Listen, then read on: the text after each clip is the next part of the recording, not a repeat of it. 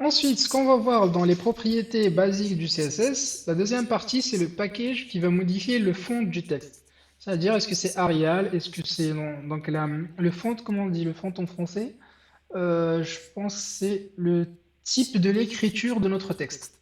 C'est exactement ça, c'est le type de l'écriture de notre texte. Donc, on va commencer par voir les quatre propriétés basiques. En fait, on a le font family qui va tout simplement modifier la famille du type de notre texte. Est-ce que c'est Arial Black? Est-ce que c'est Comic MC? Ça veut dire la manière comment on va écrire notre texte. Ensuite, on a le font size qui, lui, il va modifier la taille du font, ça veut dire la taille de notre texte.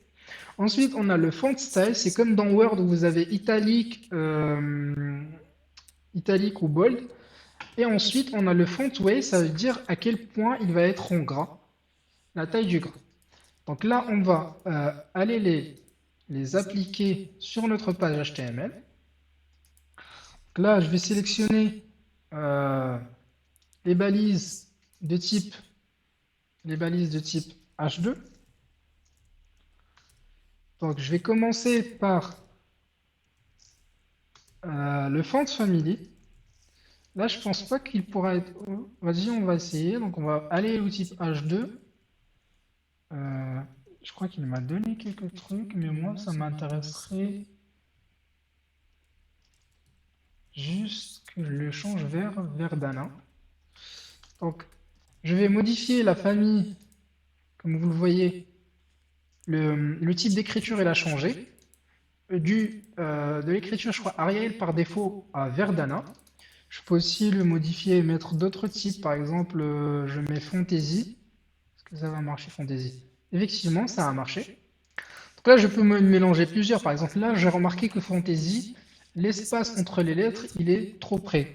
Je peux utiliser ce qu'on a appris tout à l'heure, c'est-à-dire le letter spacing. Je peux le mettre, par exemple, à 5 pixels. J'enregistre et comme vous voyez, là, c'est beaucoup mieux. Donc ça, c'est pour la famille, pour changer la famille ou le type, le style de notre texte, le type de famille de notre texte, on va utiliser font family. Ça, je vais le mettre en haut, comme ça on a un truc propre. Ensuite, pour changer la taille, on va faire font size. Et ça, on va mettre en pixels notre taille, supposons que j'ai envie de la mettre à 50 pixels. J'enregistre, et là, la taille de mon texte, elle a changé. Pour la quatrième propriété, c'est le font style, c'est-à-dire le style d'écriture. Donc, on a italique, on a oblique, on a normal. Vous pouvez toujours aller chercher si on a d'autres propriétés. C'est rare quand on l'utilise, mais hop là. Donc là, il est devenu en italique. Maintenant, pour changer le niveau de gras, ça veut dire, là, si je mets par exemple un pixel, normalement, il doit devenir vraiment très fin. Non, ça n'a pas changé. Si je mets 100 pixels, ça n'a pas changé non plus. Peut-être c'est parce que la famille que j'ai choisie n'est pas la même, donc n'est pas la meilleure. Je vais mettre un Verdana. Je vais mettre un Verdana, j'enlève ça, j'actualise, et si je change, ça n'a pas changé non plus, ça me paraît un peu bizarre. Peut-être c'est parce que j'ai pas tous les types de. Ouais, ça ne changera pas. Si je mets ça.